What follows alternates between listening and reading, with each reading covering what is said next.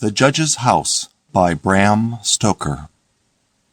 When the time for his examination drew near, Malcolmson made up his mind to go somewhere to read by himself. He feared the attractions of the seaside, and also he feared completely rural isolation, for of old he knew its charms, and so he determined to find some unpretentious little town where there would be nothing to distract him.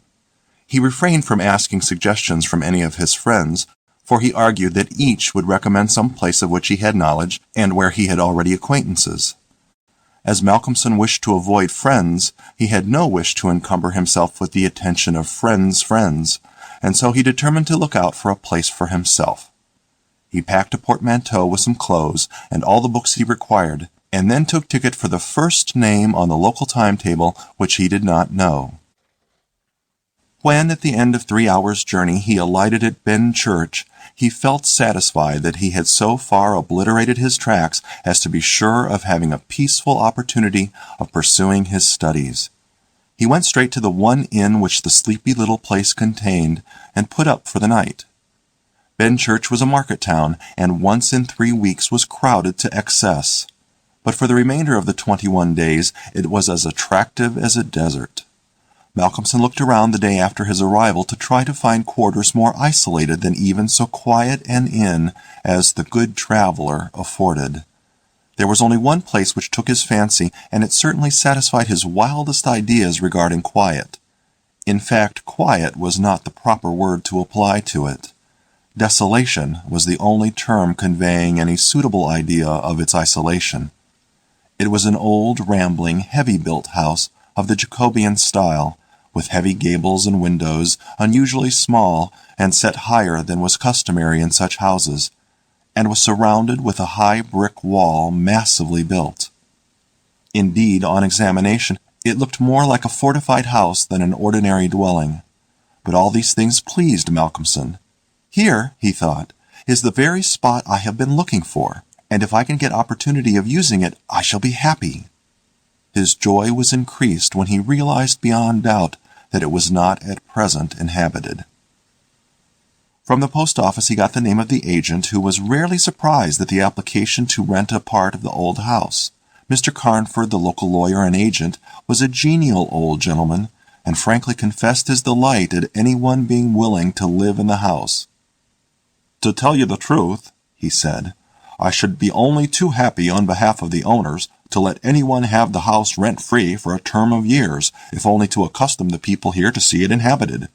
It has been so long empty that some kind of absurd prejudice has grown up about it, and this can be best put down by its occupation, if only," he added with a sly glance at Malcolmson, "by a scholar like yourself, who wants its quiet for a time." Malcolmson thought it needless to ask the agent about the absurd prejudice. He knew he would get more information, if he should require it, on that subject from other quarters. He paid his 3 months' rent, got a receipt, and the name of an old woman who would probably undertake to do for him, and came away with the keys in his pocket. He then went to the landlady of the inn, who was a cheerful and most kindly person, and asked her advice as to such stores and provisions as he would be likely to require. She threw up her hands in amazement when he told her where he was going to settle himself. "Not in the judge's house," she said, and grew pale as she spoke. He explained the locality of the house, saying that he did not know its name. When he had finished, she answered, "Aye, sure enough, the very place. It is the judge's house, sure enough." He asked her to tell him about the place, why so called, and what there was against it. She told him that it was so called locally because it had been many years before, how long she could not say, as she herself was from another part of the country, but she thought it must have been 100 years or more, the abode of a judge who was held in great terror on account of his harsh sentences and his hostility to prisoners at assizes. As to what there was against the house itself, she could not tell. She had often asked, but no one could inform her. But there was a general feeling that there was something, and for her own part she would not take all the money in Drinkwater's bank and stay in the house an hour by herself. Then she apologized to Malcolmson for her disturbing talk. It is too bad of me, sir, and you, and a young gentleman, too, if you will pardon me saying it, going to live there all alone. If you were my boy, and you'll excuse me for saying it, you wouldn't sleep there a night, not if I had to go there myself and pull the big alarm bell that's on the roof." The good creature was so manifestly in earnest, and was so kindly in her intentions, that Malcolmson, although amused, was touched. He told her kindly how much he appreciated her interest in him, and added, "But, my dear Mrs. Witham, indeed you need not be concerned about me.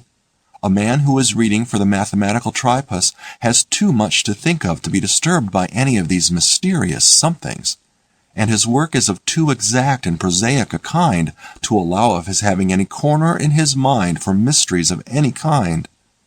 Harmonical progression, permutations and combinations, and elliptical functions have sufficient mysteries for me."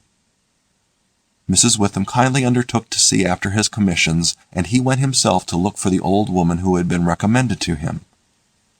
When he returned to the judge's house with her, after an interval of a couple of hours, he found Mrs. Witham herself waiting with several men and boys carrying parcels, and an upholsterer's man with a bed in a car, for, she said, though tables and chairs might be all very well, a bed that hadn't been aired for mayhap 50 years was not proper for young bones to lie on. She was evidently curious to see the inside of the house, and though manifestly so afraid of the somethings that at the slightest sound she clutched on to Malcolmson, whom she never left for a moment, went over the whole place. After his examination of the house, Malcolmson decided to take up his abode in the great dining room, which was big enough to serve for all his requirements, and Mrs. Witham, with the aid of the charwoman, Mrs. Dempster, proceeded to arrange matters. When the hampers were brought in and unpacked, Malcolmson saw that with much kind forethought she had sent from her own kitchen sufficient provisions to last for a few days.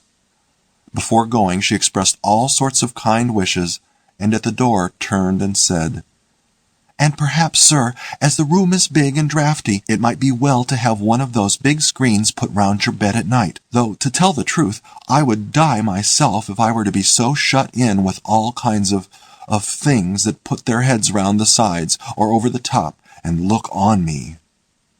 The image which she had called up was too much for her nerves, and she fled incontinently.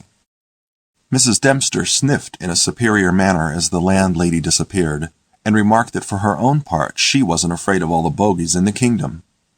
"I'll tell you what it is, sir," she said. "Bogies is all kinds and sorts of things, except bogies. Rats and mice and beetles, and creaky doors and loose slates and broken panes and stiff drawer handles that stay out when you pull them and then fall down in the middle of the night. Look at the wainscot of this room. It is old, hundreds of years old. Do you think there's no rats and beetles there? And do you imagine, sir, that you won't see none of them? Rats is bogies, I tell you, and bogies is rats. And don't you get to think anything else." "Mrs. Dempster," said Malcolmson gravely, making her a polite bow, "you know more than a senior wrangler. And let me say that, as a mark of esteem for your indubitable soundness of head and heart, I shall, when I go, give you possession of this house, and let you stay here by yourself for the last 2 months of my tenancy, for 4 weeks will serve my purpose." "Thank you kindly, sir," she answered, "but I couldn't sleep away from home o' nights. I am in greenhouse charity, and if I slept a night away from my rooms, I should lose all I have got to live on. The rules is very strict, and there's too many watching for a vacancy for me to run any risks in the matter. Only for that, sir, I'd gladly come here and attend on you altogether during your stay." "My good woman," said Malcolmson hastily, "I have come here on purpose to obtain solitude, and believe me that I am grateful to the late Greenhow for having so organized his admirable charity, whatever it is, that I am perforce denied the opportunity of suffering from such a form of temptation. St. Anthony himself could not be more rigid on the point."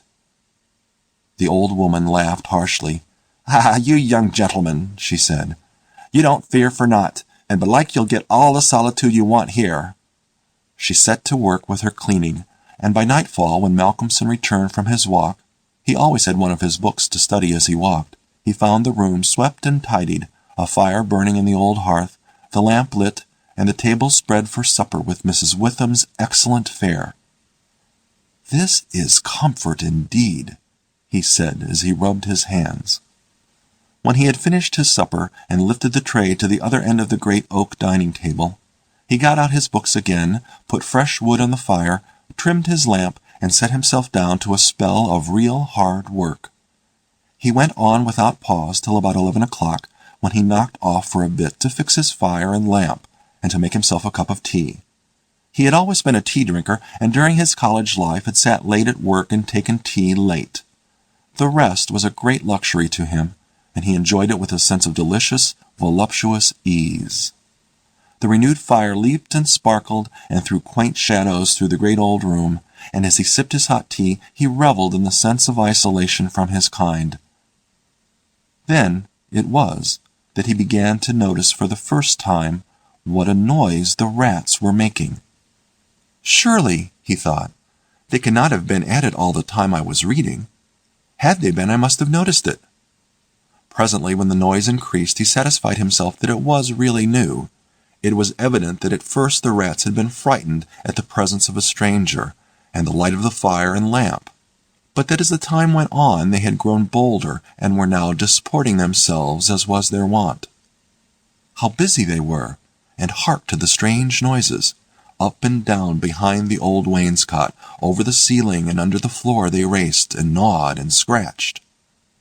Malcolmson smiled to himself as he recalled to mind the saying of Mrs. Dempster, "Bogies is rats, and rats is bogies." The tea began to have its effect of intellectual and nervous stimulus, and he saw with joy another long spell of work to be done before the night was past, and in the sense of security which it gave him, he allowed himself the luxury of a good look around the room.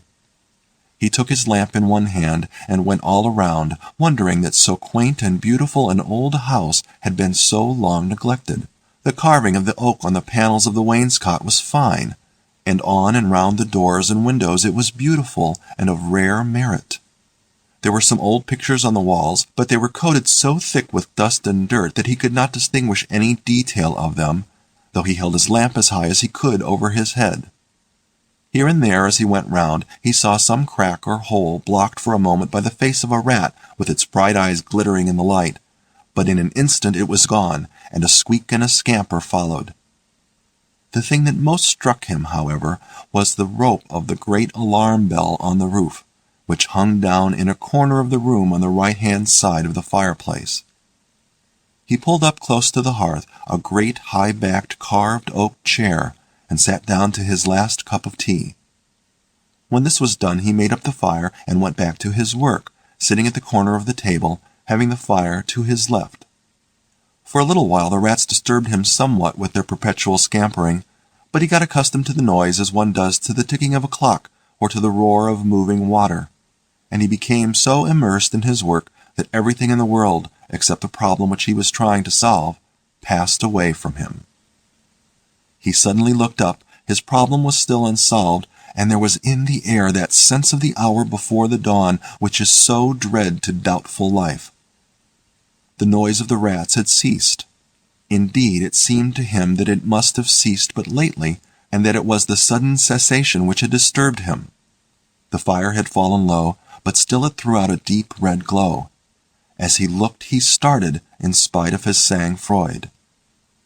There, on the great high-backed carved oak chair by the right side of the fireplace, sat an enormous rat, steadily glaring at him with baleful eyes. He made a motion to it as though to hunt it away, but it did not stir. Then he made the motion of throwing something. Still it did not stir, but showed its great white teeth angrily, and its cruel eyes shone in the lamplight with an added vindictiveness. Malcolmson felt amazed, and seizing the poker from the hearth, ran at it to kill it. Before, however, he could strike it, the rat, with a squeak that sounded like the concentration of hate, jumped upon the floor, and running up the rope of the alarm bell, disappeared in the darkness beyond the range of the green-shaded lamp. Instantly, strange to say, the noisy scampering of the rats in the wainscot began again. By this time Malcolmson's mind was quite off the problem, and as a shrill cock-crow outside told him of the approach of morning, he went to bed and to sleep. He slept so sound that he was not even waked by Mrs. Dempster coming in to make up his room. It was only when she had tidied up the place and got his breakfast ready and tapped on the screen which closed in his bed that he woke. He was a little tired still after his night's hard work, but a strong cup of tea soon freshened him up, and, taking his book, he went out for his morning walk, bringing with him a few sandwiches lest he should not care to return till dinner-time. He found a quiet walk between high elms some way outside the town, and here he spent the greater part of the day studying his Laplace. On his return he looked in to see Mrs. Witham and to thank her for her kindness. When she saw him coming through the diamond-paned bay window of her sanctum, she came out to meet him and asked him in. She looked at him searchingly and shook her head as she said, "You must not overdo it, sir. You are paler this morning than you should be. 2 late hours and too hard work on the brain isn't good for any man. But tell me, sir, how did you pass the night? Well, I hope? But my heart, sir, I was glad when Mrs. Dempster told me this morning that you were all right and sleeping sound when she went in." "Oh, I was all right," he answered, smiling. "The somethings didn't worry me as yet. Only the rats, and they had a circus, I tell you, all over the place.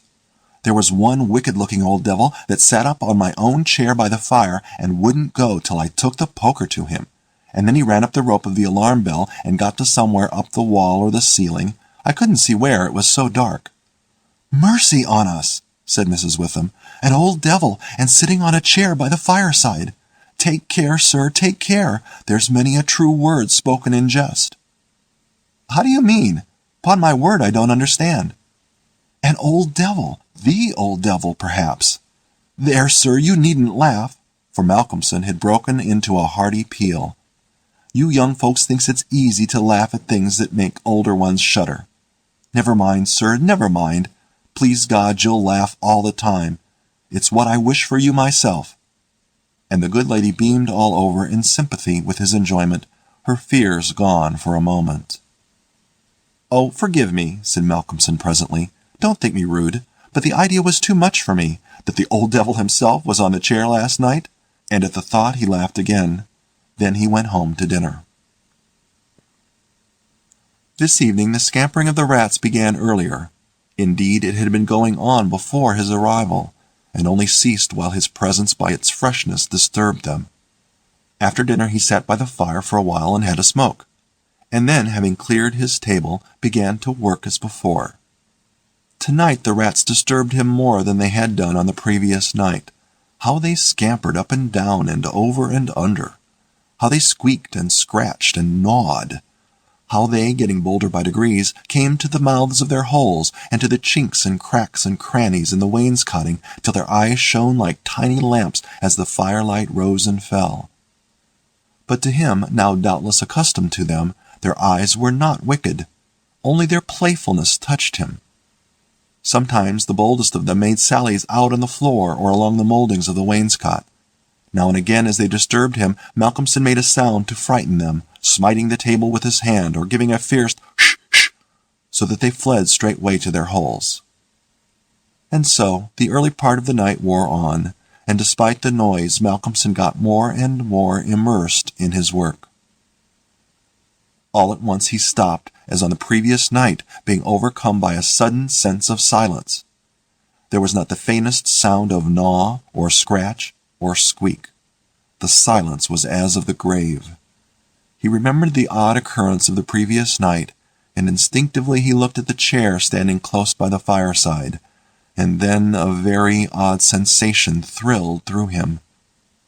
There, on the great old high-backed carved oak chair beside the fireplace, sat the same enormous rat, steadily glaring at him with baleful eyes. Instinctively he took the nearest thing to his hand, a book of logarithms, and flung it at it. The book was badly aimed, and the rat did not stir. So again the poker performance of the previous night was repeated, and again the rat, being closely pursued, fled up the rope of the alarm bell. Strangely, too, the departure of this rat was instantly followed by the renewal of the noise made by the general rat community. On this occasion, as on the previous one, Malcolmson could not see at what part of the room the rat disappeared, for the green shade of his lamp left the upper part of the room in darkness, and the fire had burned low. On looking at his watch he found it was close on midnight, and, not sorry for the divertissement, he made up his fire and made himself his nightly pot of tea. He had got through a good spell of work, and thought himself entitled to a cigarette, and so he sat on the great oak chair before the fire and enjoyed it. Whilst smoking, he began to think that he would like to know where the rat disappeared to, for he had certain ideas for the morrow not entirely disconnected with a rat trap.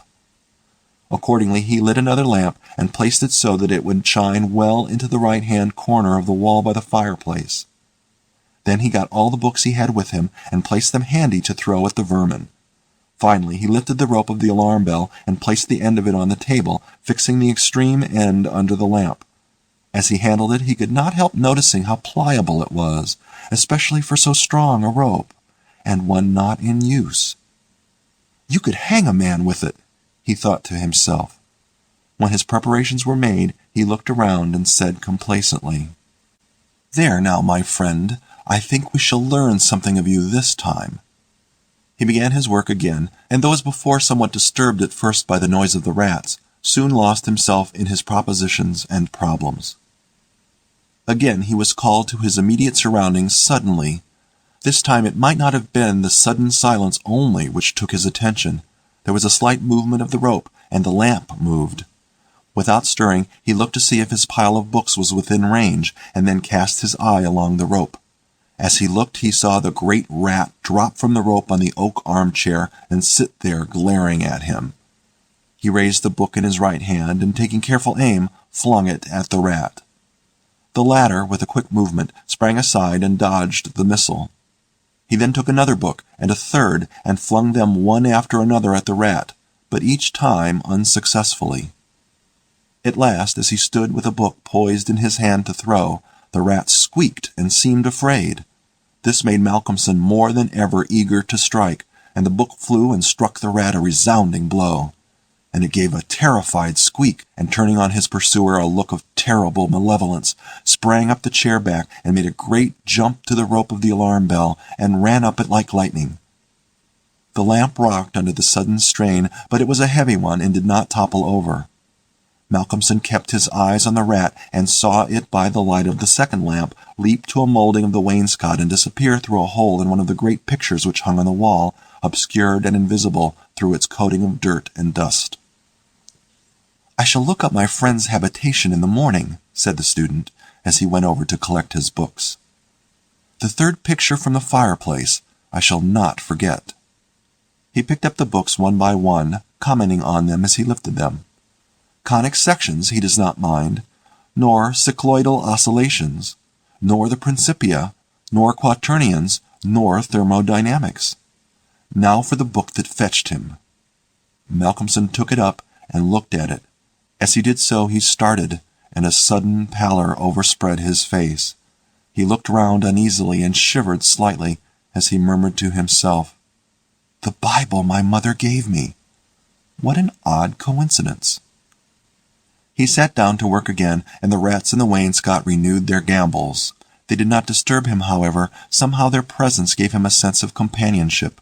But he could not attend to his work, and after striving to master the subject on which he was engaged, gave it up in despair, and went to bed as the first streak of dawn stole in through the eastern window. He slept heavily but uneasily, and dreamed much, and when Mrs. Dempster woke him late in the morning he seemed ill at ease, and for a few minutes did not seem to realize exactly where he was. His first request rather surprised the servant. "Mrs. Dempster, when I am out today, I wish you would get the steps and dust or wash those pictures, especially that one third from the fireplace. I want to see what they are." Late in the afternoon Malcolmson worked at his books in the shaded walk, and the cheerfulness of the previous day came back to him as the day wore on, and he found that his reading was progressing well. He had worked out to a satisfactory conclusion all the problems which had yet baffled him, and it was in a state of jubilation that he paid a visit to Mrs. Witham at the Good Traveller. He found a stranger in the cosy sitting-room with the landlady, who was introduced to him as Dr. Thornhill. She was not quite at ease, and this, combined with the doctor's plunging at once into a series of questions, made Malcolmson come to the conclusion that his presence was not an accident. So without preliminary he said, "Dr. Thornhill, I shall with pleasure answer you any question you may choose to ask me, if you will answer me one question first." The doctor seemed surprised, but he smiled and answered at once. "Done. What is it?" "Did Mrs. Witham ask you to come here and see me and advise me?" Dr. Thornhill for a moment was taken aback, and Mrs. Witham got fiery red and turned away. But the doctor was a frank and ready man, and he answered at once and openly. "She did, but she didn't intend you to know it. I suppose it was my clumsy haste that made you suspect. She told me that she did not like the idea of your being in that house all by yourself, and that she thought you took too much strong tea. In fact, she wants me to advise you, if possible, to give up the tea and the very late hours. I was a keen student in my time, so I suppose I may take the liberty of a college man, and, without offense, advise you not quite as a stranger." Malcolmson, with a bright smile, held out his hand. "Shake, as they say in America," he said. "I must thank you for your kindness, and Mrs. Witham too, and your kindness deserves a return on my part. I promise to take no more strong tea, no tea at all till you let me, and I shall go to bed tonight at 1 o'clock at the latest. Will that do?" "Capital," said the doctor. "Now tell us all that you noticed in the old house." And so Malcolmson then and there told in minute detail all that had happened in the last 2 nights. He was interrupted every now and then by some exclamation from Mrs. Witham, till finally when he told of the episode of the Bible, the landlady's pent-up emotions found vent in a shriek, and it was not till a stiff glass of brandy and water had been administered that she grew composed again. Dr. Thornhill listened with a face of growing gravity, and when the narrative was complete and Mrs. Witham had been restored, he asked, "The rat always went up the rope of the alarm bell?" "Always." "I suppose you know," said the doctor after a pause, "what the rope is?" "No." "It is," said the doctor slowly, "the very rope which the hangman used for all the victims of the judge's judicial rancor." Here he was interrupted by another scream from Mrs. Witham, and steps had to be taken for her recovery. Malcolmson, having looked at his watch and found that it was close to his dinner hour, had gone home before her complete recovery.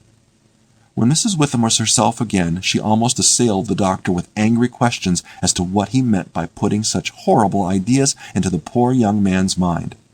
"He has quite enough there already to upset him," she added. Dr. Thornhill replied, "My dear madam, I had a distinct purpose in it. I wanted to draw his attention to the bell rope, and to fix it there. It may be that he is in a highly overwrought state, and has been studying too much, although I am bound to say that he seems as sound and healthy a young man, mentally and bodily, as ever I saw. But then the rats, and that suggestion of the devil." The doctor shook his head and went on. "I would have offered to go and stay the first night with him, but that I felt sure it would have been a cause of offense. He may get in the night some strange fright or hallucination, and if he does I want him to pull that rope. All alone as he is, it will give us warning, and we may reach him in time to be of service. I shall be sitting up pretty late tonight, and shall keep my ears open. Do not be alarmed if Benchurch gets a surprise before morning." "Oh, doctor, what do you mean? What do you mean?" "I mean this, that possibly, nay, more probably, we shall hear the great alarm bell from the judge's house tonight." And the doctor made about as effective an exit as could be thought of. When Malcolmson arrived home, he found that it was a little after his usual time, and Mrs. Dempster had gone away. The rules of greenhouse charity were not to be neglected. He was glad to see that the place was bright and tidy, with a cheerful fire and a well-trimmed lamp. The evening was colder than might have been expected in April, and a heavy wind was blowing with such rapidly increasing strength that there was every promise of a storm during the night. For a few minutes after his entrance, the noise of the rats ceased, but so soon as they became accustomed to his presence they began again. He was glad to hear them, for he felt once more the feeling of companionship in their noise, and his mind ran back to the strange fact that they only ceased to manifest themselves when that other, the great rat with the baleful eyes, came upon the scene. The reading lamp only was lit, and its green shade kept the ceiling and the upper part of the room in darkness, so that the cheerful light from the hearth spreading over the floor and shining on the white cloth laid over the end of the table was warm and cheery. Malcolmson sat down to his dinner with a good appetite and a buoyant spirit. After his dinner and a cigarette, he sat steadily down to work, determined not to let anything disturb him, for he remembered his promise to the doctor, and made up his mind to make the best of the time at his disposal. For an hour or so he worked all right, and then his thoughts began to wander from his books. The actual circumstances around him, the calls on his physical attention, and his nervous susceptibility were not to be denied. By this time the wind had become a gale, and the gale a storm. The old house, solid though it was, seemed to shake to its foundations, and the storm roared and raged through its many chimneys and its queer old gables, producing strange, unearthly sounds in the empty rooms and corridors. Even the great alarm bell on the roof must have felt the force of the wind, for the rope rose and fell slightly, as though the bell were moved a little from time to time, and the limber rope fell on the oak floor with a hard and hollow sound. As Malcolmson listened to it, he bethought himself of the doctor's words. "It is the rope which the hangman used for the victims of the judge's judicial rancor." And he went over to the turner of the fireplace and took it in his hand to look at it. There seemed a sort of deadly interest in it, and as he stood there he lost himself for a moment in speculation as to who these victims were, and the grim wish of the judge to have such a ghastly relic ever under his eyes. As he stood there, the swaying of the bell on the roof still lifted the rope now and again, but presently there came a new sensation, a sort of tremor in the rope, as though something was moving along it. Looking up instinctively, Malcolmson saw the great rat coming slowly down towards him, glaring at him steadily. He dropped the rope and started back with a muttered curse, and the rat, turning, ran up the rope again and disappeared, and at the same instant Malcolmson became conscious that the noise of the rats, which had ceased for a while, began again. All this set him thinking, and it occurred to him that he had not investigated the lair of the rat or looked at the pictures as he had intended. He lit the other lamp without the shade, and, holding it up, went and stood opposite the third picture from the fireplace on the right-hand side, where he had seen the rat disappear on the previous night. At the first glance he started back so suddenly that he almost dropped the lamp, and a deadly pallor overspread his face. His knees shook, and heavy drops of sweat came on his forehead, and he trembled like an aspen. But he was young and plucky, and pulled himself together, and after the pause of a few seconds, stepped forward again, raised the lamp, and examined the picture which had been dusted and washed, and now stood out clearly. It was of a judge, dressed in his robes of scarlet and ermine. His face was strong and merciless, evil, crafty, and vindictive, with a sensual mouth, hooked nose of ruddy color, and shaped like the beak of a bird of prey. The rest of the face was of a cadaverous color. The eyes were of peculiar brilliance, and with a terribly malignant expression. As he looked at them, Malcolmson grew cold, for he saw there the very counterpart of the eyes of the great rat. The lamp almost fell from his hand. He saw the rat with its baleful eyes peering out through the hole in the corner of the picture, and noted the sudden cessation of the noise of the other rats. However, he pulled himself together and went on with his examination of the picture. The judge was seated in a great high-backed carved oak chair on the right side of a great stone fireplace where, in the corner, a rope hung down from the ceiling, its end lying coiled on the floor. With a feeling of something like horror, Malcolmson recognized the scene of the room as it stood, and gazed around him in an awe-struck manner as though he expected to find some strange presence behind him. Then he looked over to the corner of the fireplace, and with a very loud cry he let the lamp fall from his hand.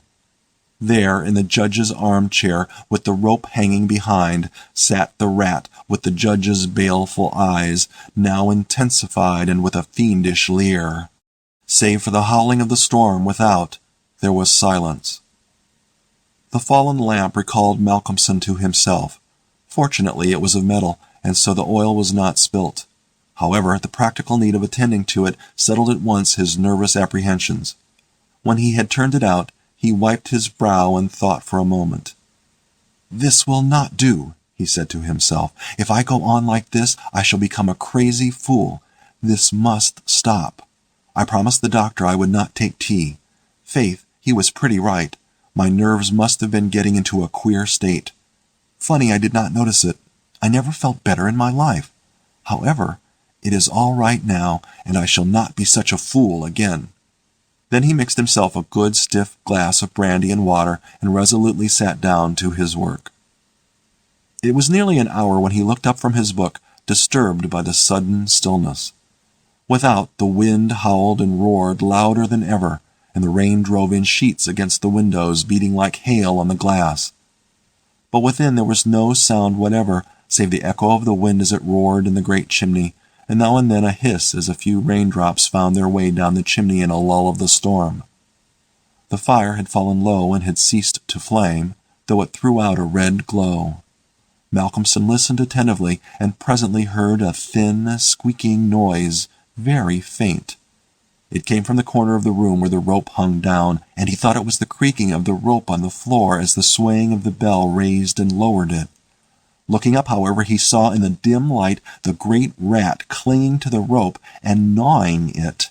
The rope was already nearly gnawed through. He could see the lighter color where the strands were laid bare.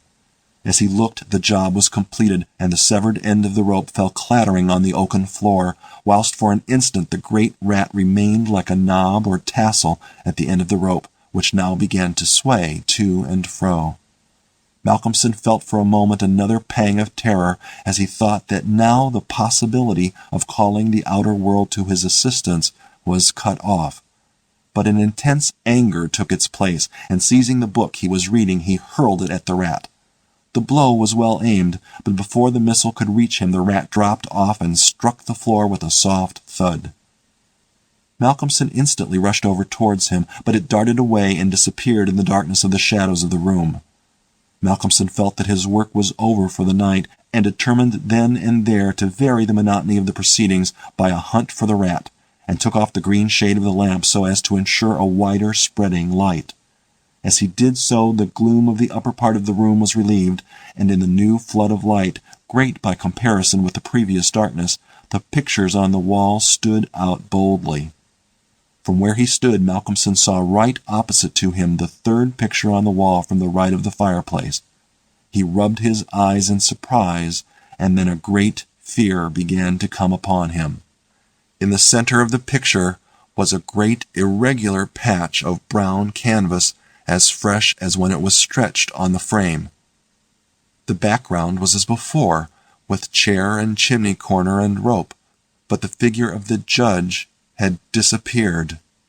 Malcolmson, almost in a chill of horror, turned slowly round, and then he began to shake and tremble like a man in a palsy. His strength seemed to have left him, and he was incapable of action or movement, hardly even of thought. He could only see and hear. There, on the great high-backed carved oak chair, sat the judge in his robes of scarlet and ermine, with his baleful eyes glaring vindictively, and a smile of triumph on the resolute, cruel mouth, as he lifted with his hands a black cap. Malcolmson felt as if the blood was running from his heart, as one does in moments of prolonged suspense. There was a singing in his ears. Without, he could hear the roar and howl of the tempest, and through it, swept on the storm, came the striking of midnight by the great chimes in the market-place. He stood for a space of time that seemed to him endless, still as a statue, and with wide-open, horror-struck eyes, breathless. As the clock struck, so the smile of triumph on the judge's face intensified, and at the last stroke of midnight he placed the black cap on his head. Slowly and deliberately the judge rose from his chair and picked up the piece of the rope of the alarm bell which lay on the floor, drew it through his hands as if he enjoyed its touch, and then deliberately began to knot one end of it, fashioning it into a noose.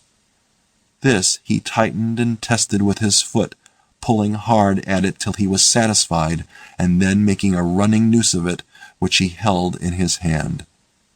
Then he began to move along the table on the opposite side to Malcolmson, keeping his eyes on him until he had passed him, when with a quick movement he stood in front of the door. Malcolmson then began to feel that he was trapped, and tried to think of what he should do. There was some fascination in the judge's eyes which he never took off him, and he had perforce to look. He saw the judge approach, still keeping between him and the door, and raise the noose and throw it towards him as if to entangle him. With a great effort he made a quick movement to one side and saw the rope fall beside him, and heard it strike the oaken floor. Again the judge raised the noose and tried to ensnare him, ever keeping his baleful eyes fixed on him, and each time by a mighty effort the student just managed to evade it. So this went on for many times, the judge seeming never discouraged nor discomposed at failure, but playing as a cat does with a mouse.